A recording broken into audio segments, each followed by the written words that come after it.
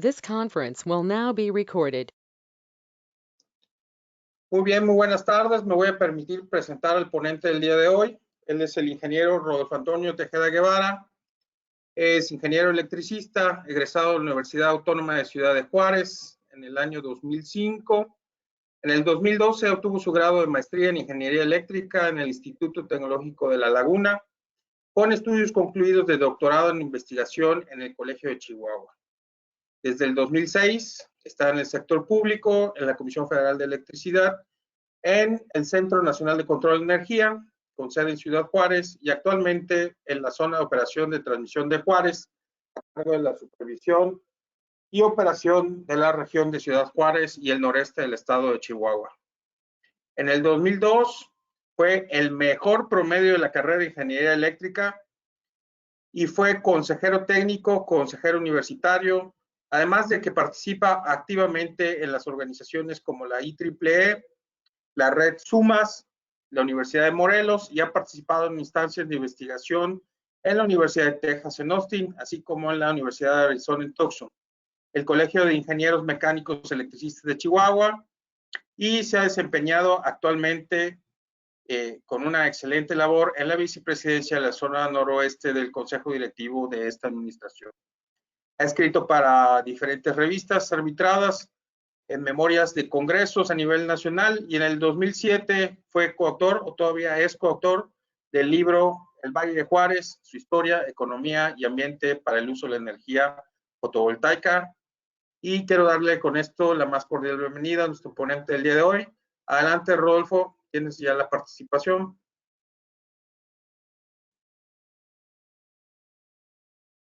Muchas gracias, señor presidente.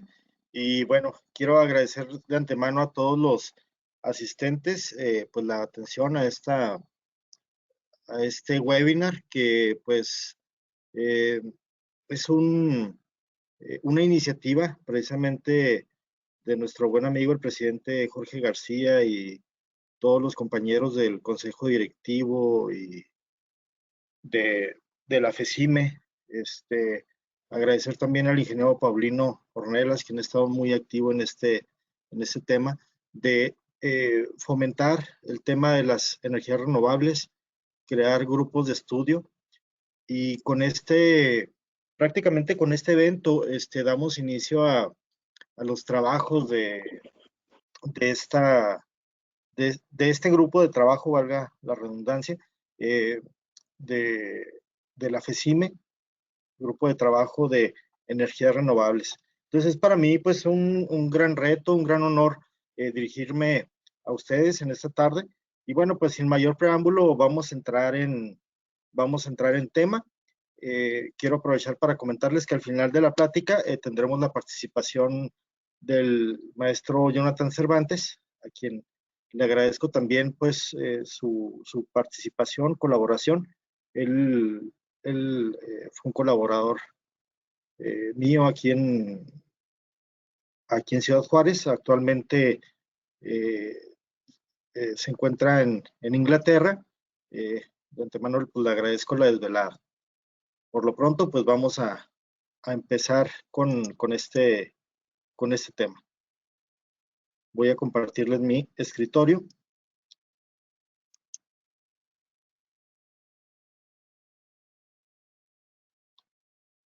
Muy bien. Bien, vamos a empezar entonces. Es un poquito larga la presentación, pero vale la pena pues irlo siguiendo. Aquí, bueno, pues ya está mi presentación, y pues iniciemos.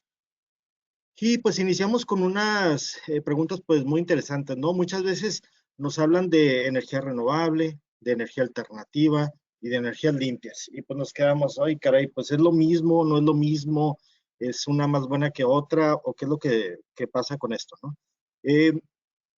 Hablando de energías limpias, las conoceremos como las fuentes de energía sin emisiones o bajas de emisiones. Ahora sí que de mis primeras experiencias con ese tema de las energías limpias fue por ahí en el 2005, y posteriormente en el 2008, la puesta en servicio de una planta de energía por biogás, un relleno sanitario. Y estas tipo de plantas, aunque son de combustión interna, consumen gas natural, producto de la descomposición que se genera en los rellenos sanitarios. Es un gas que lo pudiéramos catalogar como gas natural. Sin embargo, la particularidad que tiene es que tiene un alto contenido de metano. Entonces, en el proceso de combustión, ese gas que se quema tiene la particularidad en este proceso, pues, de eliminar las emisiones de metano, aun cuando sí hay una emisión de CO2 al ambiente, sus emisiones son mínimas o son bajas emisiones y se logra eliminar un gas de efecto invernadero importante que es el gas metano. Entonces, por eso a ese tipo de tecnología se les denomina como fuentes de energía limpias, aunque haya un proceso de combustión. Ese es un ejemplo, por hablar de alguno. Encontramos también el tema de las energías renovables, que son fuentes de energía que cuentan con un reabastecimiento o no se desgastan, como pues es el caso en este caso, lo más común que vemos aquí en México, ¿no? La energía fotovoltaica, la energía eólica, que las clasificamos como renovables porque pues básicamente la fuente no tiene un desgaste, ¿no? Y pues es constante pues su disponibilidad. Por otro lado, tenemos el tema de las energías alternativas y pues son energías que se encuentran fuera de lo convencional. Hoy en día empezamos ya a hablar del tema de la generación por hidrógeno, que hace algunos años no era muy común. Bueno, desde el 2000, prácticamente desde el 2000 se viene ya hablando de ello, de celdas de hidrógeno, etcétera, pero no es hasta ya los últimos años en los que se han venido dando los últimos avances tecnológicos ya para su utilización. Entonces, eh, eh, esas las clasificamos todavía como energías alternativas. Y bien, por ahí pues vemos cómo pues podemos tener una mezcla de ellas. Y hablando, por ejemplo, del tema de la energía maremotriz, quiero hacer el comentario que muy probablemente tendremos próximamente un webinar sobre la energía oceánica, y dentro de la energía oceánica precisamente está este tipo de energías como la maremotriz. Y bueno, dentro del tema de energías limpias, pues tenemos la geotermia, la biomasa, la hidroeléctrica. Y bien, hablando de fuentes de energía renovable, el marco legal mexicano ya habla de ellas y lo define así. Es cuya fuente reside en fenómenos naturales de la naturaleza, procesos o materiales susceptibles de ser transformados en energía aprovechable por el ser humano, que generan naturalmente, por lo que se encuentran disponibles de forma continua o periódica y que al ser generadas no liberan emisiones contaminantes. En este caso es la definición de las fuentes de energía renovable. En el caso de las renovables, pues ya podemos diferenciarlas de lo que les llamamos como energías limpias, ¿no? Porque en las energías limpias puede haber procesos de cogeneración y algunos otros procesos que, si bien tienen una emisión, pero es mínima. Entonces, cuando hablamos de renovables en específico, vamos a hablar de las que no liberan emisiones contaminantes. Y dentro de las que no generan emisiones contaminantes, pues está la energía eólica, la bioenergía, la geotermia, la oceánica, la hidroeléctrica y la solar. Son las más comunes de las que vamos a encontrar. Aquí les muestro una estadística muy interesante porque pues como ustedes saben, ahorita ese tema es muy comentado por las iniciativas presidenciales que se han venido vertiendo. Y pues es importante conocer de primera mano los documentos como lo que es el PRODECEN, que es el Programa de Desarrollo del Sector Eléctrico Nacional, en el cual podemos observar estas gráficas o esta información muy interesante en la que nos hablan del porcentaje de capacidad instalada por tipo de tecnología. En el PRODECEN, que fue publicado en junio pasado, en junio de este año, ya recientemente, vienen datos hasta diciembre del 2020, en el cual podemos observar los porcentajes de cada tecnología, en el cual podemos ya pues definir, ya con lo que vimos anteriormente, cuáles son energías limpias y cuáles son energías renovables. Hablando, por ejemplo, de energías limpias, pues vamos a poder ver, por ejemplo, el caso de las nucleoeléctricas o de las hidroeléctricas, que están determinadas como energías limpias. Vemos también los porcentajes ya de energía eoloeléctrica, que llegan a un 7.8% respecto al total instalado, y en el caso de la fotovoltaica a un 6.2% del total instalado. Aquí, como ingenieros electricistas, que somos la mayoría, pues es importante también distinguir que estamos hablando de potencia y capacidad instalada. Esto es capacidad. Por ahí se le abrió a alguien algún micrófono. Entonces, aquí estamos hablando de capacidad, no estamos hablando del porcentaje de energía generada. Ahorita vamos a ver un ejemplo interesante al respecto. Otra gráfica que me pareció interesante en lo que es el PRODECEN del 2021 es esta, porque todavía a abril del 2021, o sea, están generando estadística a abril del 2021, en el que, por aquí entre paréntesis, incluyen unidades en prueba.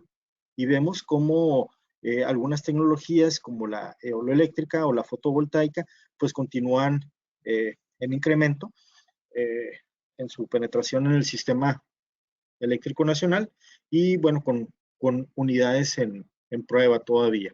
Entonces, pues me resultó interesante, ¿no? Que poder transmitirles esta información y recomendarles que tengan a la mano pues ese documento tan importante, porque podemos ver a detalle mucha de la información sobre lo que es el sistema eléctrico nacional y conocer mucho de ello. Entonces, hasta ahorita podemos encontrar o ya diferenciar aquí los tipos de tecnologías que utilizamos. Por ejemplo, ciclo combinado, pues una tecnología que está presente en un mayor porcentaje.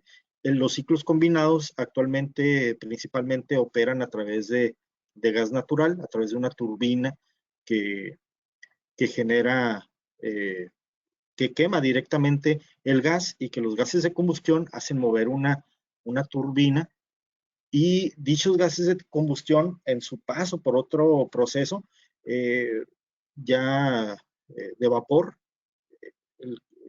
digamos el calor producto de esos gases de escape permiten hacer un proceso térmico de calentamiento de agua, llevarla hasta el punto de vapor, y ese vapor manejarlo a alta presión y hacer mover una segunda turbina, con lo cual se eficienta este proceso, denominándolo así ciclo combinado, ya que se combinan pues dos tecnologías, en este caso pues la térmica y pues lo que es el turbogás, lo que conocemos como turbogás de manera sencilla. Voy a pasar a la siguiente diapositiva, en la cual se mencionan también pues algunas de las tecnologías limpias que podemos encontrar, como pues lo que es la energía oceánica, la radiación solar, el calor de yacimientos geotérmicos, bioenergéticos, poder calorífico de metano y otros gases, el aprovechamiento del hidrógeno, ya viene por aquí, las centrales hidroeléctricas, la energía nucleoeléctrica, el procesamiento de esquimos agrícolas o residuos sólidos urbanos, la energía generada por centrales de cogeneración eficiente, ingenios azucareros, perdón, centrales térmicas con procesos de captura y almacenamiento geológico, y tecnologías de bajas emisiones de carbono y otras que se puedan determinar en la ley. Antes de pasar a lo siguiente, ahorita revisando estas gráficas precisamente, generé una una estadística, me llamó la atención generar una estadística para presentárselas a ustedes, porque como les comentaba ahorita, estas gráficas nos hablan de capacidad, pero no sabemos en estas gráficas realmente cuánta energía se generó con ciclo combinado. Tenemos casi un 40% de ciclo combinado en el sistema, pero podemos utilizar un menor porcentaje de ciclo combinado y un mayor de hidroeléctrica, dependiendo las fechas. Entonces, hice una consulta hace un momento aquí en la página de internet del SENACE. Les voy a pedir que anoten esa página, porque por aquí hice pues, la generación de creo que el último reporte que se obtiene aquí en esta página es el de energía generada por tipo de tecnología. Y el último reporte que nos emite es en septiembre del 2021. Resulta muy interesante este tipo de información que nos presenta el SENACE, porque podemos bajar los archivos, ya sea en forma de datos directamente para abrir en Excel, en PDF o en HTML si quieren visualizar la información. ¿Y qué es lo que nos presenta esta página? Pues nos presenta un montón de datos. Nos dice cuánto fue lo que se generó por cada tipo de tecnología de las que vimos ahorita en las gráficas. Nos indica cuánto se generó en megawatt horas, es decir, ahora sí, en energía, tanto de lo que se le llama energía intermitente y firme, tanto por tipos de tecnología. Esto, pues, desde el primer día del mes de septiembre hasta el final de este mes. Entonces podemos ver hora tras hora los megawatt horas que se generaron por cada tipo de tecnología. Entonces, ese tipo de información nos permite hacer pues un análisis rápido. Ahorita me permití precisamente para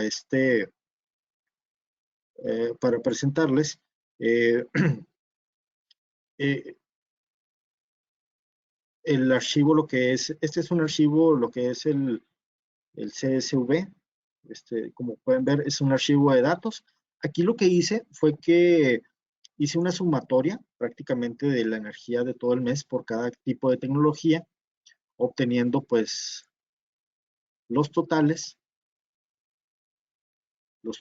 por tipo de tecnología. Y finalmente aquí pude también pues obtener el total de energía generada o consumida durante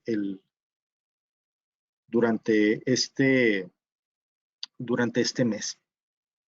Y eso me permitió también pues obtener los porcentajes de cada tecnología. Entonces podemos ver, incluso graficar, hacer una gráfica muy similar a la que vimos ahorita, los porcentajes de energía generada por cada tecnología. Y bueno, pues puse aquí en verde las energías limpias y energías renovables,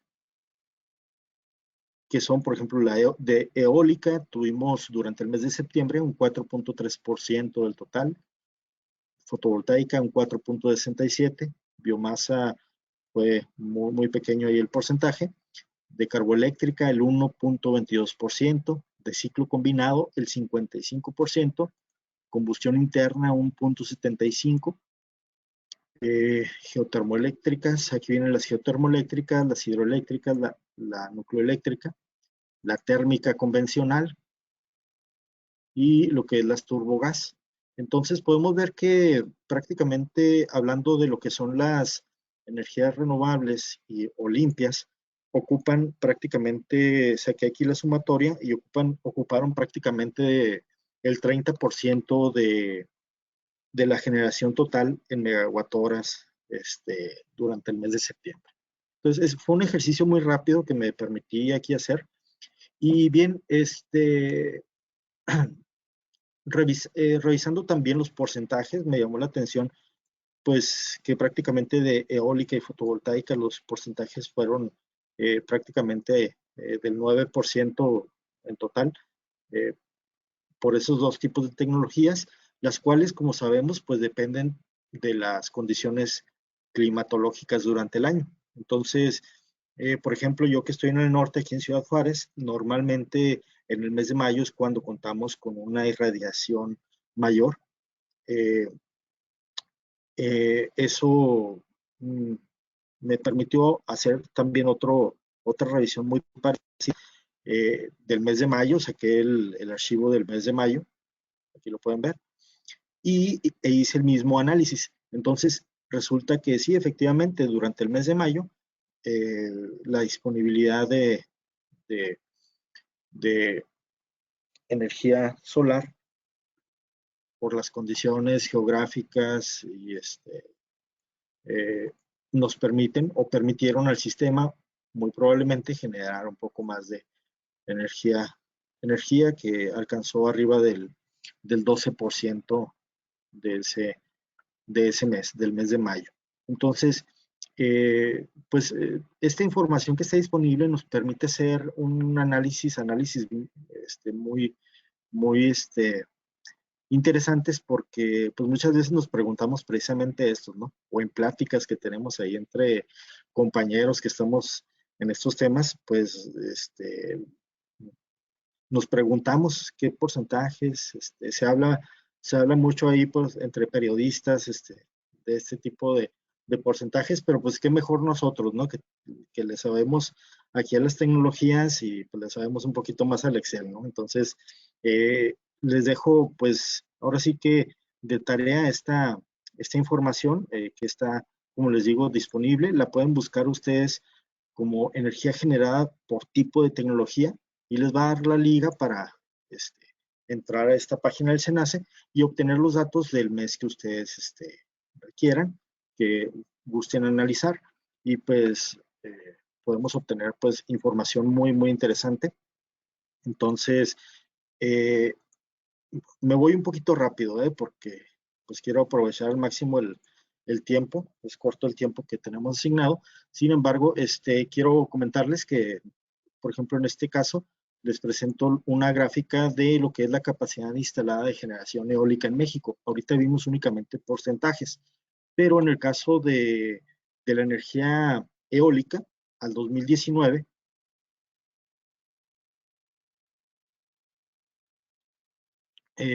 muy bien, creo que hay varios comentarios por ahí. Ahorita en un momento, me doy un momento y lo vamos, los vamos retomando. Sí, muchas gracias. Entonces, actualmente tenemos, bueno, o al 2019 al menos, de acuerdo a estos datos que tuvimos a través de ANDE, tenemos que al 2019 se contaba con 6.600 megawatts de energía eólica. En cuanto a potencia instalada, 6.600 megawatts. Obviamente, lo que es la energía, pues como vimos, ya dependemos de las variables, las variables físicas de donde estén ubicadas.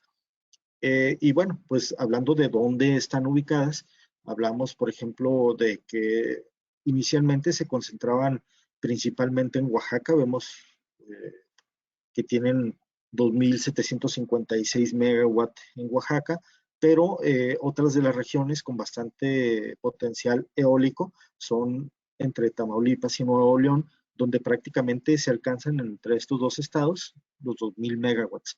Y tenemos otros proyectos en Yucatán, Quintana Roo, Chiapas, en San Luis Potosí, en Jalisco, en Zacatecas y en Baja California, aquí donde hace prácticamente 10 años me tocó estar trabajando con un proyecto aquí bueno, dos proyectos, uno de Baja California y otro aquí de Sonora, en donde pues uno de ellos fue el de La Rumorosa, que era de los primeros que se instalaban acá en el norte, de 10 megawatts.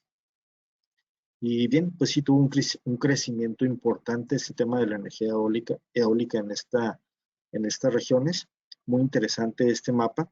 Y hablando también, agradezco también a Solmex la información al 2019, en la cual se contaba con 2.945 megawatts instalados de centrales fotovoltaicas a gran escala. Y en cuanto a la generación solar distribuida, teníamos en ese entonces 693 megawatts a través de 94.893 contratos de energía distribuida. Y pues prácticamente lo que es la energía solar fotovoltaica, pues está de gran escala. Se muestra en este mapa con 42 centrales en operación a abril del 2019, en las que podemos observar que de igual manera, ¿no? Se ubican hacia el norte. Ahorita vamos a ver por qué. El por qué donde se ubican tanto las fotovoltaicas como las eólicas. Y bien, hablando del tema de la energía eólica, pues la energía eólica es la energía cinética del aire. Creo que por ahí está abierto algún micrófono. No alcanzo a ver quién sea.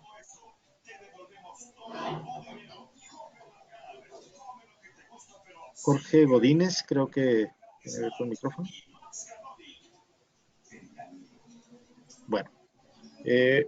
Bueno, mencionaba aquí que es la energía que produce electricidad a través de grandes turbinas eólicas instaladas en tierra firme o en el mar o en lugares de agua dulce. Tanto lo que es la maduración y el abaratamiento de esta tecnología en los últimos 30 años lo ha llevado a un crecimiento muy importante. Desde 1982 al 2012, el costo de instalación bajó pues en más del 60%, y aunque ha tenido variaciones, mantiene una tendencia a bajar en sus costos. Este ha sido prácticamente el comportamiento desde 1980, aquí viene hasta el 2017, y vemos cómo el decremento en su costo ha tenido prácticamente el mismo comportamiento en cuanto a su incremento en la instalación. Eso pues es un dato muy importante, ¿no? Cómo ha ido ligada prácticamente hacia los costos. Y ahorita hablábamos del tema de dónde ubicábamos o dónde se lograban ver ubicadas algunos de los grandes proyectos eólicos en México. Y bien, depende mucho precisamente de las velocidades del viento que se alcanzan para poder generar pues un 100% o aprovechar los generadores a un 100%. Vemos como la zona del Istmo de Tehuantepec, de Oaxaca y Chiapas es donde más se tiene estas características de viento superiores a 8.5, y vemos como también la región de Tamaulipas, Nuevo León y Coahuila tiene un porcentaje también alto. Vemos aquí la región de Baja California, donde hay un porcentaje también alto de velocidad del viento. Regiones aquí en Chihuahua, también muy, muy importantes. Veíamos unos aquí en San Luis Potosí, también hay espacios, lugares muy interesantes. Hay que hablar de que los generadores alcanzan prácticamente el 100% de su capacidad en función de la velocidad del viento. Si hay una velocidad del viento, por ejemplo, de 5 metros por segundo, pues muy probablemente estaremos aprovechando pues el 50% de la capacidad total de este tipo de generación. Entonces, en lugares donde hay velocidades superiores a los 8, como veíamos, a los 8 metros por segundo, estaremos alcanzando o manteniendo una producción de potencia activa pues prácticamente permanente. Es muy importante cuando se va a instalar un parque eólico e igual fotovoltaico, pues ubicar precisamente en un mapa todas las características que guarda.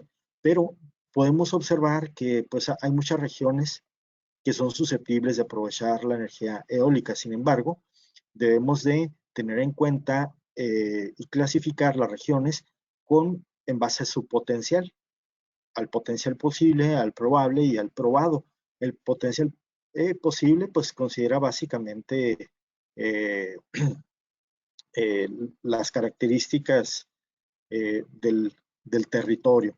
El potencial probable toma en consideración factores técnicos tanto como la disponibilidad del recurso, temperatura, latitud, así como las restricciones territoriales relacionadas con el uso de suelo. Ya aquí se plantea un factor importante, ¿no? El uso de suelo, la parte social, y puede contar con estudios directos de campo, pero no cuenta con suficientes estudios que comprueben su factibilidad técnica y económica. Y ya cuando hablamos de un espacio con potencial probado, pues considera ya la competitividad de las energías, de las energías renovables respecto a otras fuentes de suministro, la madurez de la tecnología, los precios, incluso ya los marcos regulatorios, y también que el sitio tenga pues posibilidad de interconexión a la red. Entonces, analizando ya un poco más esto a detalle, pues se generan otro tipo de mapas ya muy definidos, un poquito ya más definidos, donde se ubican las zonas con mayor potencial eólico en el país. Y una herramienta muy interesante para poder determinar esto es la plataforma ACEL. Esta plataforma nos permite también revisar en un mapa precisamente estas regiones, prácticamente ya en un mapa tipo los de Google Earth, en los que pues ya quienes están familiarizados con esta herramienta pueden visualizar en forma de layers o de capas información de tanto de tecnologías eólicas, fotovoltaicas, y incluso de si algunas regiones tienen interconectividad con la red eléctrica, etcétera. Entonces, les recomiendo este, el acceso a esta herramienta también, va a ser otra tarea. Y continuando con el tema de la energía eólica, pues aquí vemos una pequeña fotografía de lo que es un generador eólico. Podemos ver varias de sus principales componentes, que son las hélices, como podemos ver. Cuentan normalmente con 3 hélices. Actualmente, estas hélices tienen también control de giro, se le llama pitch angle, o lo que es el ángulo. Por ejemplo, si esta hélice o si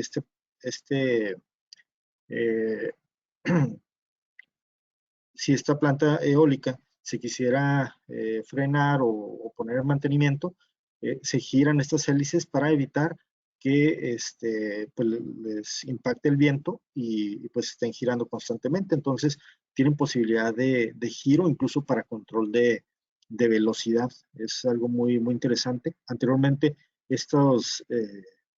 las hélices eran fijas, sin embargo actualmente ya a través de tecnologías de control pues se han logrado también implementar el giro de estos equipos, y está asociado pues a sus sistemas de control. Otro sistema también interesante pues es prácticamente eh,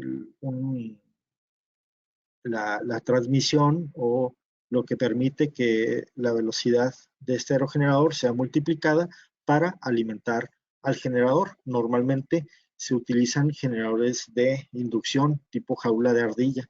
Es la tecnología que actualmente es la más predominante en los sistemas. Sin embargo, ahorita vamos a ver un poquito más acerca de ese tema.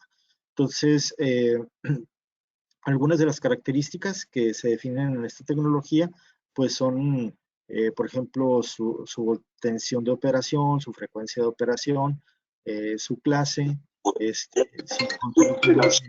de pitch y velocidad variable,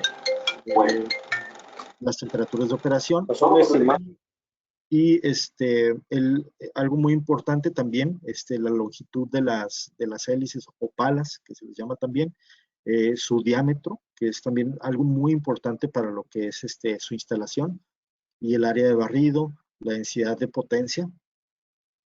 Y algo muy importante en el tema de la energía eólica, pues son los tipos de generadores. Los primeros generadores eólicos prácticamente estaban interconectados, su estator estaba conectado a la red, y esa condición de tener el estator conectado a la red ocasionaba en su conexión problemas de tensión principalmente. Por eso tenía que ser también instalado pues un banco de capacitores para ayudar a lo que eran las variaciones de tensión que se provocaban en la conexión de estos generadores. Posteriormente, ya en lo que es el tipo 2, podemos ver que ya se incluye un control en el rotor. Y posteriormente, ya el tener un control sobre el rotor, pues permitía incluso tener un control tipo ABR, un control de voltaje, un control de tensión para el generador. Y finalmente, actualmente muchos de los parques instalados cuentan con turbinas tipo 3 que constan de un generador de inducción que se les llama doblemente alimentados, porque por un lado están conectados a potencial, el estator está conectado a potencial con la red, y se cuenta también con lo que es un medio de control conectado al rotor, con lo cual ahorita les voy a comentar qué ventajas tiene este sistema. Y finalmente, actualmente contamos con la tecnología de los tipo 4, que son ya generadores síncronos. Podemos encontrar ya generadores síncronos, pero que a diferencia de estos que estaban interconectados directamente a la red en su rotor, podemos ver ya como el rotor está conectado a través de un sistema, un back-to-back prácticamente, a través de electrónica de potencia, en el cual pues se sincroniza prácticamente a la red a través de pues un lazo de corriente directa. Entonces esto pues permite también una mayor flexibilidad. Por un lado, se pueden contar con motores de inducción o generadores de inducción, perdón, con rotores ¿cómo se llama? De imanes permanentes, por ejemplo, que permiten también pues su autoexcitación. Y pues podemos ver aquí pues el control ya un poquito más a detalle, el control tipo 4, muy interesante. Y podemos ver también la función de potencia activa y potencia reactiva. La ventaja que les comentaba ahorita de los tipo 3, por ejemplo, y los tipo 4 ya, es la capacidad tanto de generar potencia activa, como podemos ver. Aquí vemos la velocidad en metros por segundo. Vemos cómo prácticamente este tipo de generador alcanza casi el 100%, que es de 2 megawatts, alcanza el 100%, ya con 13 metros por segundo de velocidad, de 13 en adelante. Abajo de estas velocidades, por ejemplo, como en 10, anda pues en 1.5 megawatt, y tiene la capacidad también de generar potencia reactiva limitado por factor de potencia a 0.95, de tal forma de que con esto podemos entrar al tema de lo que es una curva de capabilidad. Muchas veces estamos acostumbrados cuando hablamos de curvas de capabilidad, nos enfocamos a los generadores síncronos que dependen de un sistema de enfriamiento por hidrógeno, etcétera, que requieren un cierto enfriamiento para poder dar mayor voltaje. Entonces, en este caso, la curva de capabilidad de los generadores eólicos, tanto de los generadores también de los inversores fotovoltaicos, es muy parecida. Por ejemplo, en este caso hablamos de una curva de capabilidad de un generador de 2 megawatts o 2000 kilowatts. Podemos ver en la parte central un factor de potencia unitario, es decir, a los 2000, aquí estaría entregando únicamente potencia activa. Pero, por ejemplo, esta línea roja nos indica la potencia reactiva que puede entregar el generador, tanto en adelanto como en atraso, o de acuerdo a la potencia de operación. Por ejemplo, entregando 2000 megawatts, podemos entregar hasta 655 kVAR, 2000 kilowatts, perdón.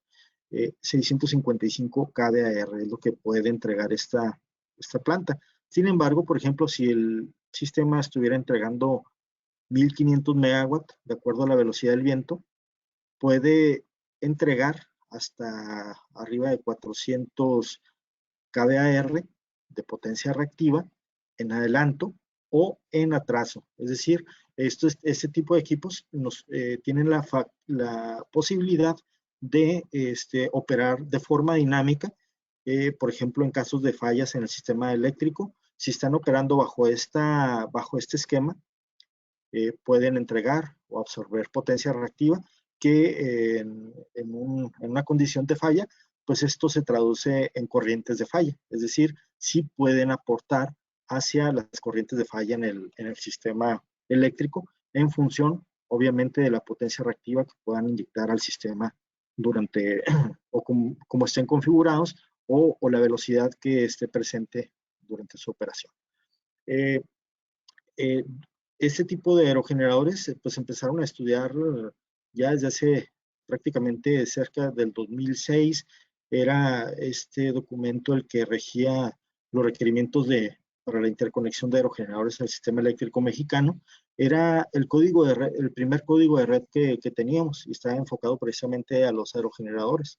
Ya posteriormente, en el 2016, como todos sabemos, en el abril del 2016, pues entra el código de red, en el cual se retoman mucho de lo que ya se había trabajado en este código de red y pues se implementa en el código de red que conocemos actualmente en cuanto a los requerimientos para este tipo de tecnología. Y pues en el impacto en la operación, pues se estudia, por ejemplo, lo que es la frecuencia de corte, o sea, cuando hablamos de una variación de frecuencia en el sistema, en qué nivel de frecuencia se pueden desconectar este tipo de aerogeneradores, los niveles de armónicos en las corrientes, ya que como vimos, dependemos pues de controles ya, por lo general, los inversores que tenemos son de 6 pulsos, entonces como sabemos, pues el tipo de convertidores de 6 pulsos para sincronizarnos a la red en corriente alterna, pues generan armónicos. Y los temas de potencia reactiva y calidad de la tensión, el tema de protecciones, comunicación, medición y control. Como vemos, pues hay una cantidad muy grande de temas que estudiar y de los cuales podemos hablar largo y tendido, ¿no? Y bien, voy a permitirme, antes de pasar al siguiente tema, leer por aquí algunos de los comentarios en el chat. Una disculpa por no atenderlos de inmediato.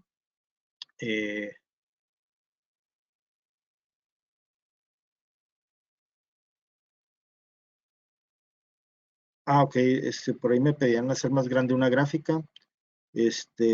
Sí son de Cenace. No, lo que es esas gráficas que mostré en la presentación vienen en el PRODECEN. El PRODECEN es un documento que emite la Secretaría de Energía. Entonces ya son gráficos que genera la Secretaría de Energía con datos del SENACE. Y cuando por ahí el ingeniero Paulino Ornelas nos decía que si el 56% es de ciclo combinado, o sea, dependemos del gas, cuando haya problemas de suministro, estamos en riesgo. Bueno, tuvimos ya un evento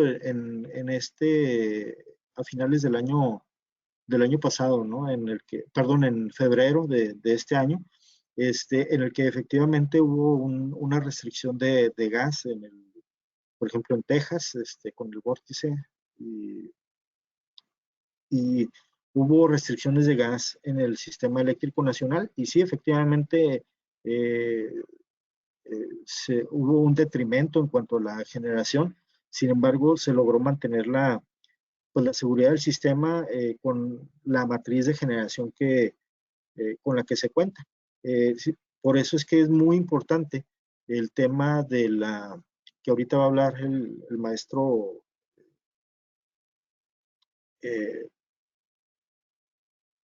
Jonathan, perdón. El maestro Jonathan nos va a hablar precisamente de los márgenes de seguridad que deben de mantenerse en el sistema, precisamente o en ciertos tipos de generación para poder soportar la pérdida de un cierto porcentaje pues de alguna fuente importante, como en este caso, como lo comenta el ingeniero Paulino, del ciclo combinado, ¿verdad? Que es un insumo muy, muy importante en nuestro país. ¿Y qué país tiene mayor capacidad instalada? ¿Y México en qué lugar está? Muy bien, ahorita también el ingeniero, bueno, el maestro Jonathan nos va a hablar de este tema. Le voy a dejar esa tarea, ese punto, porque no lo traigo yo en este momento. ¿Quién tiene más? Pero precisamente las regiones en las que se tiene una mayor cantidad es en Dinamarca y es en el Reino Unido. De hecho, la mayor cantidad de generación que tienen en esas regiones son offshore, que offshore es lo que le llamábamos generación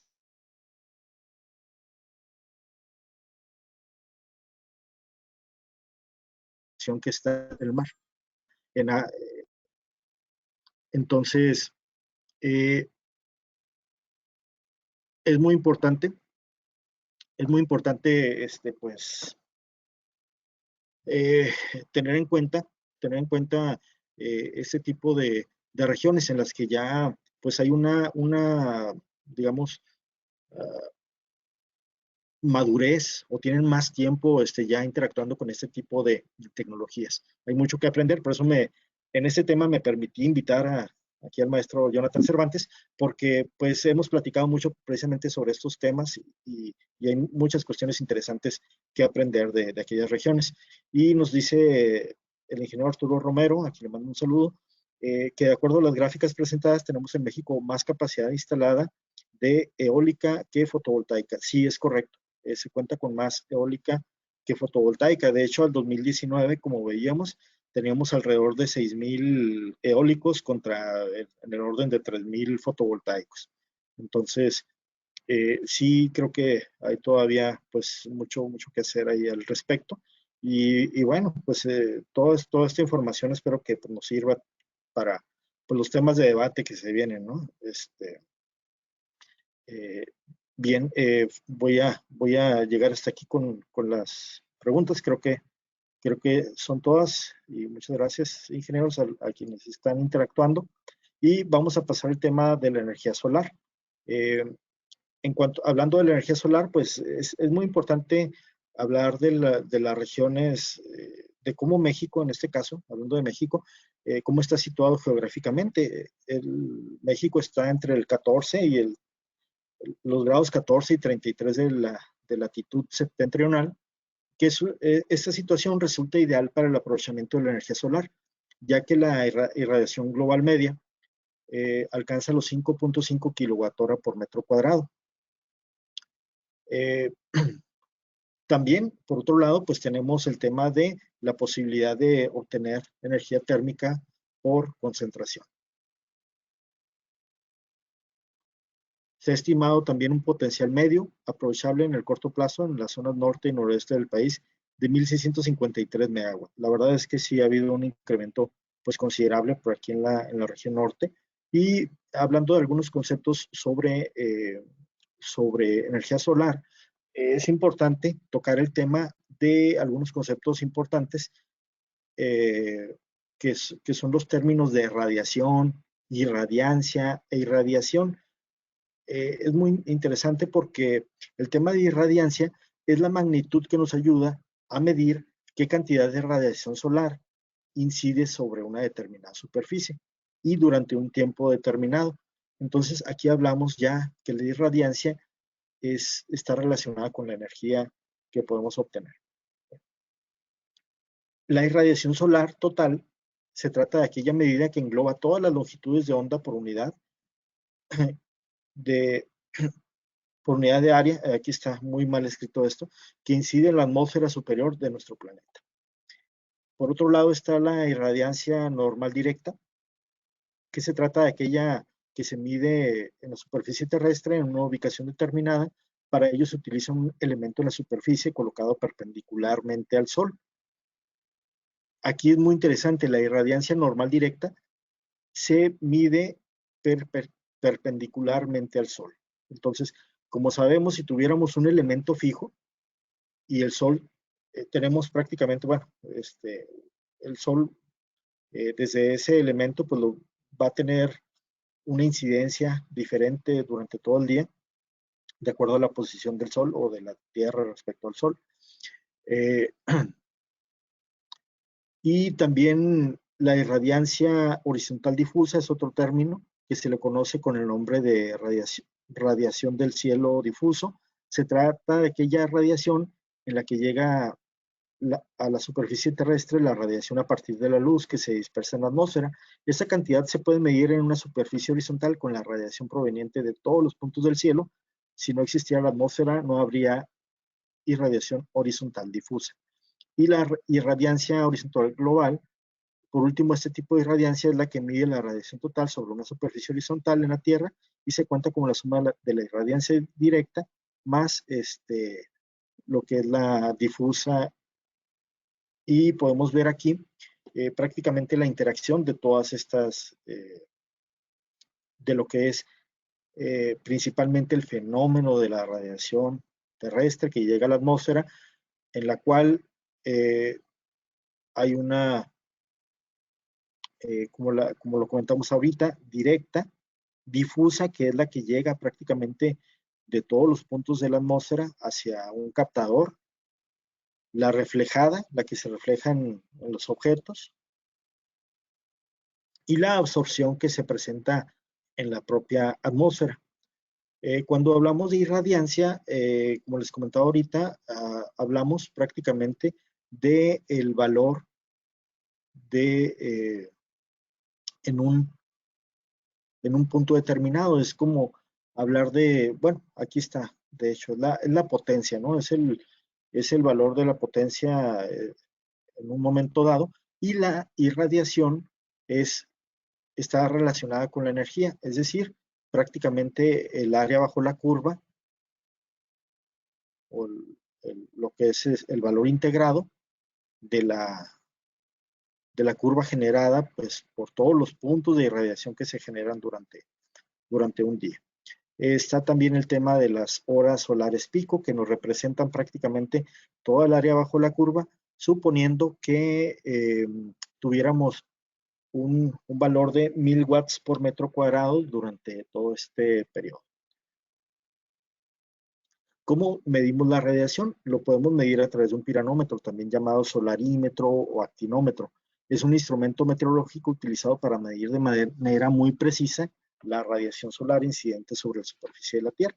Podemos encontrar este tipo que son más sofisticados o este otro tipo de piranómetros que son de silicón, y diferentes equipos que nos permiten, por ejemplo, en este caso, este equipo puede medir la radiación directa, y la ventaja de medir la radiación directa es que prácticamente desde las 6 de la mañana ya se están recibiendo los rayos del sol de manera perpendicular a este equipo. Por eso es que permite generar prácticamente una gráfica cuadrada. Lo que es el otro, un piranómetro normal, nos generaría durante el día una gráfica normal, porque pues los rayos prácticamente en la mañana los está recibiendo de forma indirecta, ¿no? O sea, ese tiene la posibilidad nada más de estar pues de forma horizontal o en un ángulo fijo, pero se reciben los rayos del sol en la mañana, por eso aquí hay una menor percepción de rayos solares, que finalmente pues llegan a un máximo aproximadamente al mediodía. Y hay otros equipos que permiten también determinar la radiación difusa, que es prácticamente lo que se recibe del cielo, con excepción de lo que viene directamente del sol. Entonces, son equipos meteorológicos. Bueno, en cuanto a la energía fotovoltaica, continuando hablando ya de la tecnología, pues hay que hablar un poquito del efecto fotoeléctrico.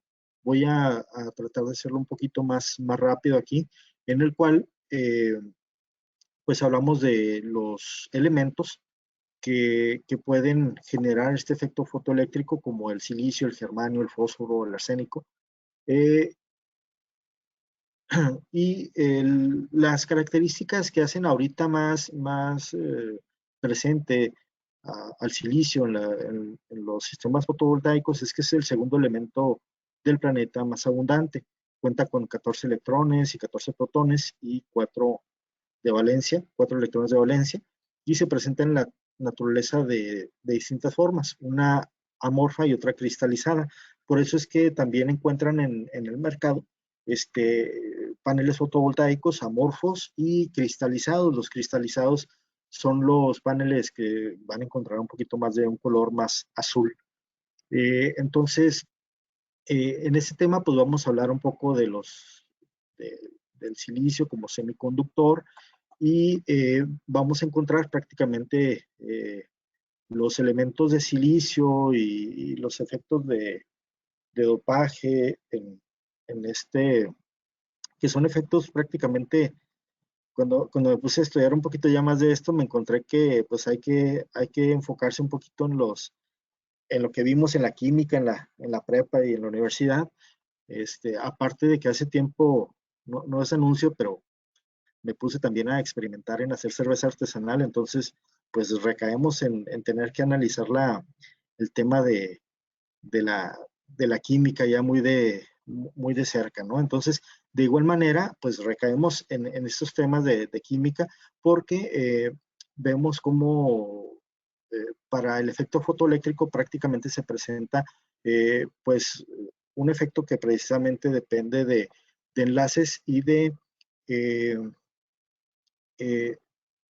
de contar con, ¿cómo se les llaman? De contar con huecos y electrones libres que son los que permiten que haya pues el efecto eléctrico en este proceso fotoeléctrico, ¿no? Que cuando se reciben rayos del sol o cuando inciden rayos del sol en estos elementos, en este tipo de elementos, eh, se presenta pues una trayectoria de electrones o un brinco de electrones que es lo que permite precisamente pues este fenómeno.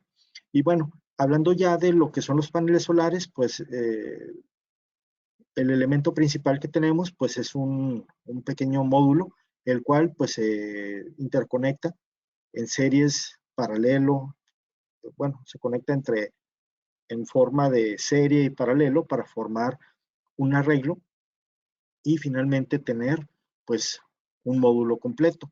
Estos módulos podemos tener de silicio monocristalino como estos o policristalino como estos otros que les comentaba, pero podemos tener otros como el de silicio amorfo o de telurio de cadmio como este otro tipo.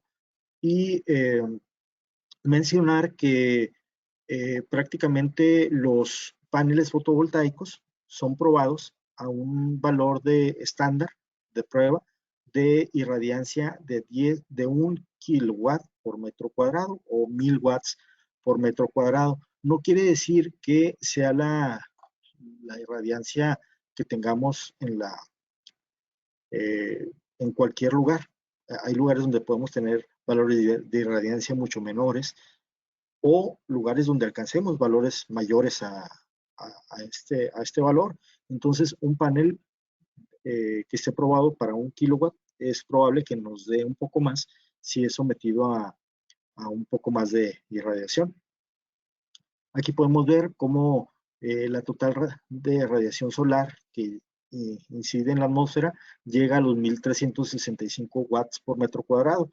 Al incidir en la Tierra, igual hay una transferencia de calor de aproximadamente 200 watts por metro cuadrado también, que es aprovechable. Entonces, prácticamente la irradiancia en el cenit a un ángulo perpendicular al Sol, pues hablaríamos de aproximadamente 1000 watts por metro cuadrado. Sin embargo, en regiones como Ciudad Juárez he encontrado irradiaciones de aproximadamente 1100. Y este es un mapa pues, de las condiciones solares en el mundo y vemos cómo pues, México tiene precisamente por el área o el ángulo en el que se encuentra, México tiene uno de los mayores potenciales solares en el mundo. ¿Y por qué se da esto? Ah, bueno, pues porque Vamos a ver por aquí. Bueno, pues esto es un poco del aprovechamiento fotovoltaico y es lo que les comentaba ahorita.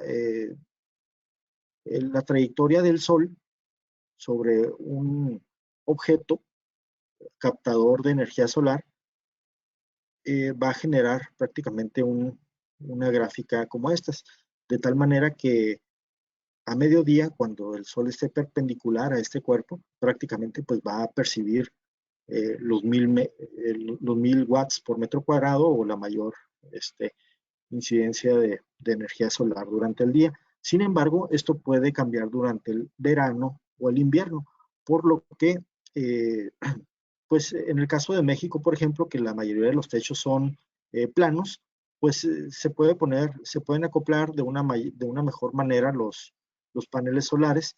Por ejemplo, el territorio mexicano se encuentra en el hemisferio norte y en esta región la trayectoria aparente del Sol durante la mayor parte del año, desde el amanecer hasta el atardecer, se observa hacia el sur, tal y como lo vemos aquí. Entonces, es probable que en el verano tengamos una mayor incidencia solar que en el invierno, en el caso de los captadores fijos. Sin embargo, hoy en día tenemos captadores que tienen la posibilidad de hacer un seguimiento del Sol, tanto en este ángulo como en este ángulo para aprovechar un poco más también la energía en el invierno. Y aquí está un ejemplo de, por ejemplo, puse aquí más o menos la latitud 31, que es donde está Ciudad Juárez aproximadamente, y prácticamente los paneles, por eso hay que colocarlos con un ángulo de inclinación para tratar de recibir los rayos del sol de forma perpendicular y aprovecharlos de mejor manera. Por eso es que de acuerdo a cada latitud, por ejemplo en la Ciudad de México, que andan en el orden de los 20 grados o una latitud 20, prácticamente tendrían que poner estos paneles fotovoltaicos a 20 grados de inclinación. Aquí en Ciudad Juárez, como les comento, los ponemos a 30, 31 grados. En el Ecuador, prácticamente, pues pueden estar de forma completamente horizontal, ya que recibirían los rayos del sol de forma directa. Y bueno,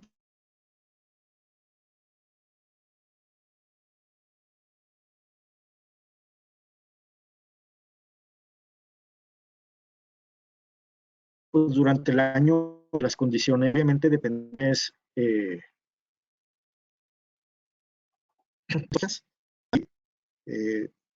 durante el año podemos tener condiciones en las que haya bastante sol, que no tengamos prácticamente ningún día nublado.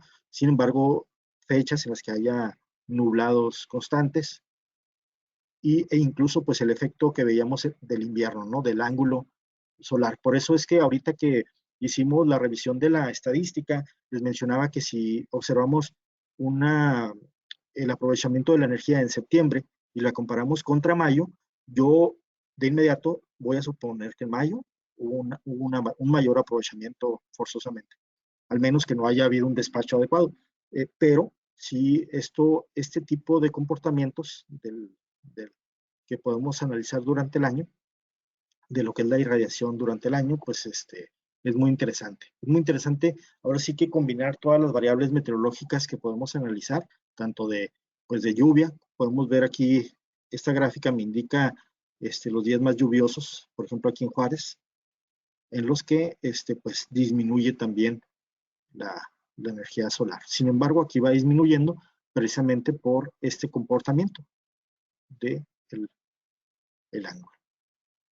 Y hasta aquí llegaría mi presentación. Prácticamente creo que eran bastantes diapositivas. Pensé que no la iba a hacer de tiempo, pero no quiero, espero si nos podemos esperar aquí todavía unos 15 minutos para escuchar una presentación también por aquí por parte de nuestro amigo el maestro Jonathan Cervantes, y pues les agradezco de antemano la atención y no veo por aquí más comentarios, por lo que, pues, si me permiten, no sé quién tenga por aquí el control para pasarle el control al maestro Jonathan, si me lo permite, para robarles 15 minutos ahí de su valioso tiempo. ¿Ya llegó el maestro Jonathan? Buen día, sí, aquí andamos. ¿Con qué nombre vienes en el chat? Con Jonathan Cervantes, JC. Y por ahí está como JC o Jonathan Cervantes. Adelante, maestro. Gracias.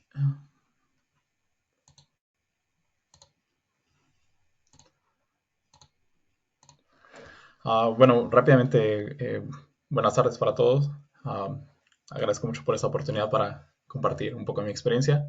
Un rápido comentario sobre el recurso renovable que está instalado aquí en Reino Unido. Se tienen cerca, creo, de 25 gigawatts de plantas eólicas, tanto en tierra como fuera en la costa. Y la demanda en verano es de 32 gigawatts y la demanda en invierno es cercana de 50. Entonces hay semanas en las que hasta el 50% de la demanda se satisface con energías renovables. Pues evidentemente las energías renovables son intermitentes y cuentan con una variabilidad. Y esto posa una serie de problemas, de retos técnicos. Y claro que hay una solución para cada uno de estos retos, pero todas las soluciones tienen un costo. ¿Sí pueden ver mi pantalla?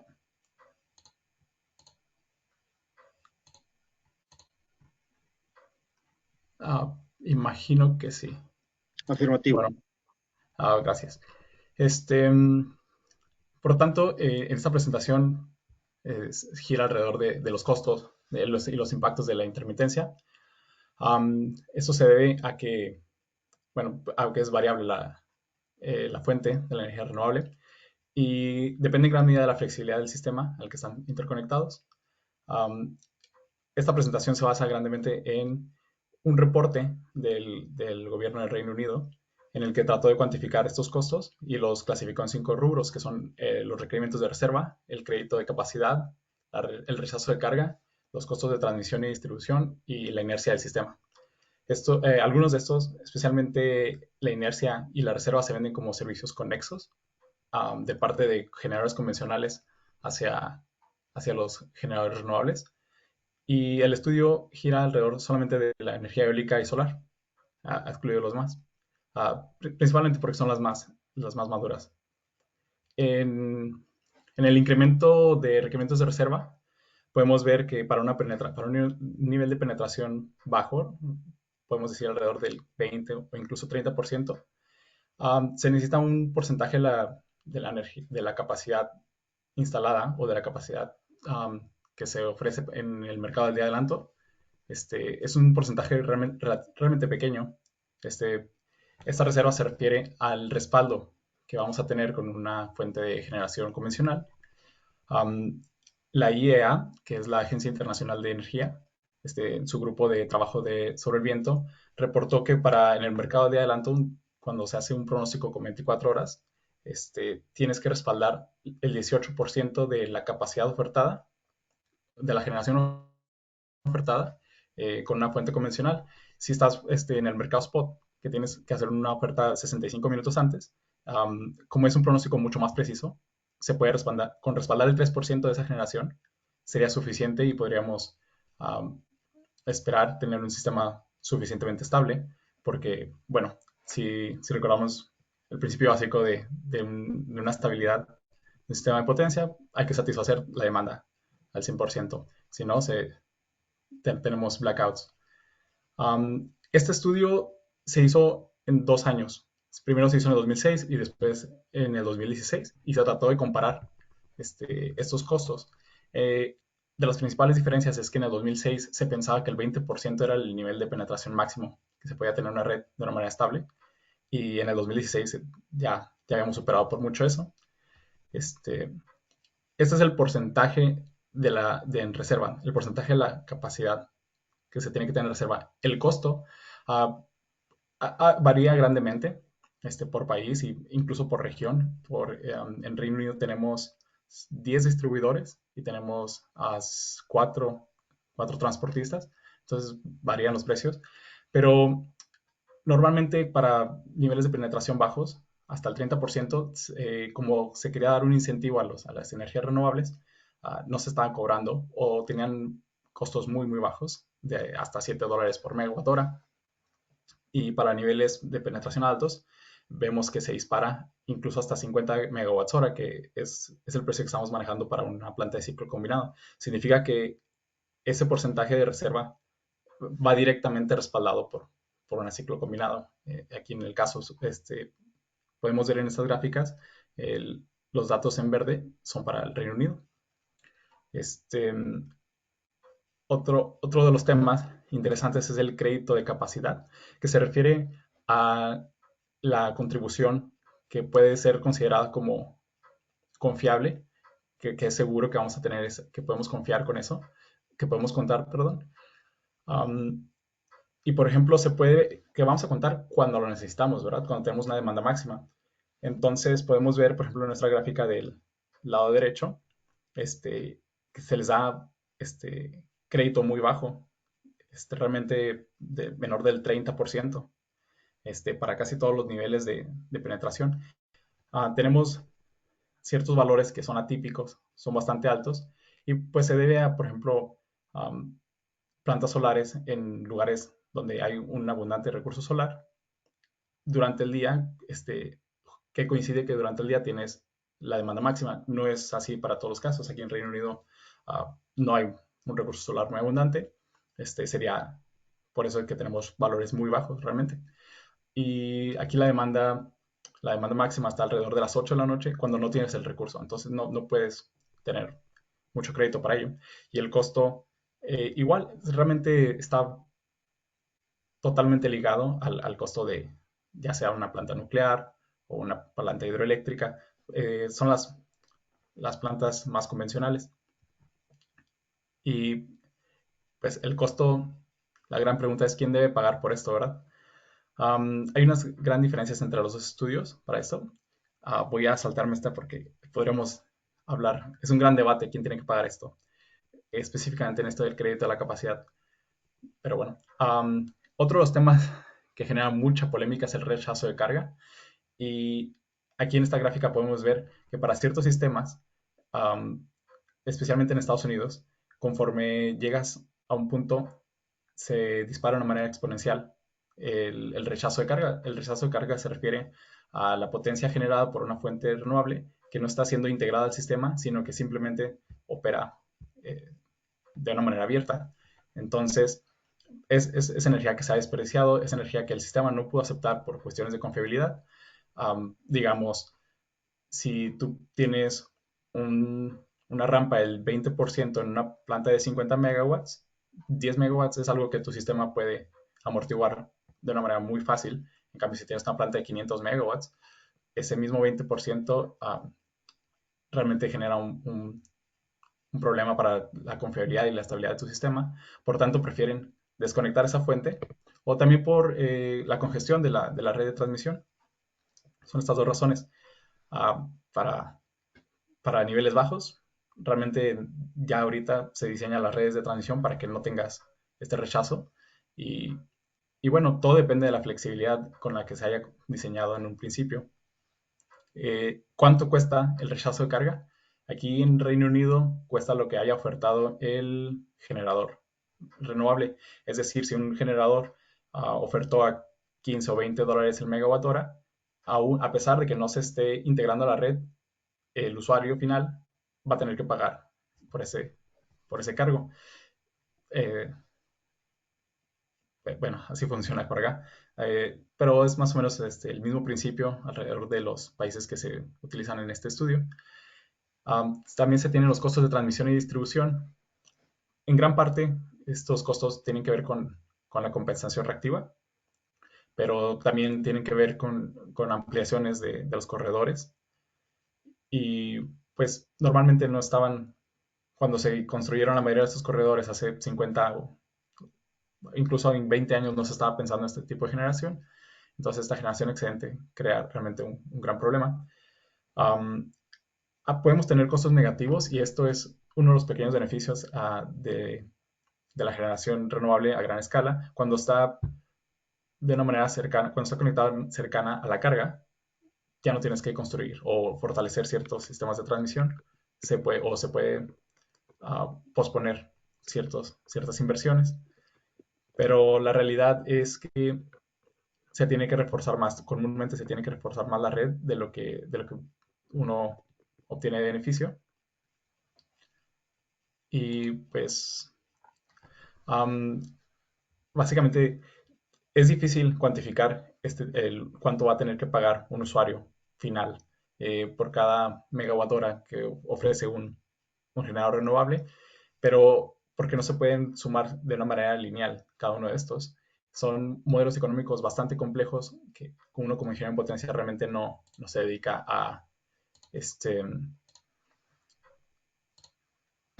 no se dedica a cuantificar, pero uno debe tener en cuenta siempre que no es tan sencillo querer integrar energías renovables o fuentes limpias, sobre todo cuando se están superando el 30-40% de la matriz de la generación para ese día.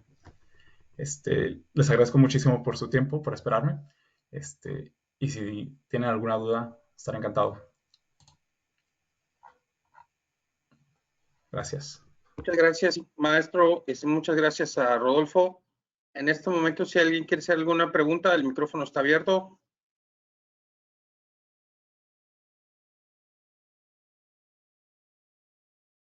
Bueno, pues si no hay más preguntas, no me queda más que agradecerles al ingeniero Rodolfo y a Jonathan su participación el día de hoy. Veo que el ingeniero Reinaldo quiere hablar. Adelante, ingeniero.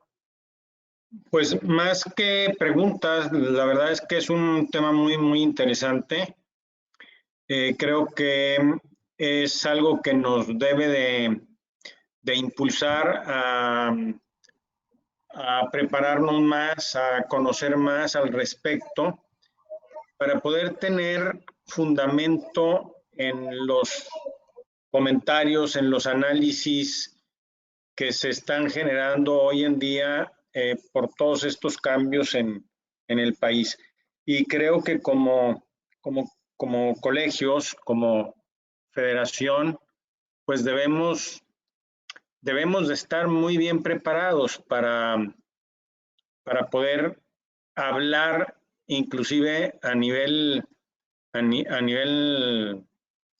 gobierno de cuáles son las condiciones o cómo podemos ayudar a que realmente lleguemos a tener un sistema de energía que sea no solamente confiable, sino que sea además limpio, renovable y que nos vayamos alejando obviamente de las energías que provocan problemas en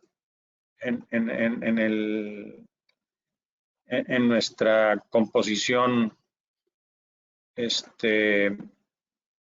del globo, ¿no? Del globo terráqueo. Muchas gracias, ingeniero. Adelante, Joel. ¿Qué tal? Buenas noches a todos. Pues también lejos de una pregunta, sí quiero felicitar a Rodolfo y a Jonathan por este webinar que está dando inicio a la Comisión de Energías Renovables de la Federación, en donde pues, un servidor amablemente también está colaborando. Yo creo que hay mucho de dónde exponer las situaciones que ahora están sucediendo a través de estos webinars, y posteriormente yo creo que se van a llevar a cabo cursos o algunos diplomados, pero ahora sí que felicitarlos y pues ahora sí que vamos a seguir colaborando y trabajando para que esto pues ahora sí que pase a la siguiente instancia de mejora y avanzar en la capacitación para ser mejores profesionales y servir a la sociedad, ¿no? Un saludo y buenas noches a todos.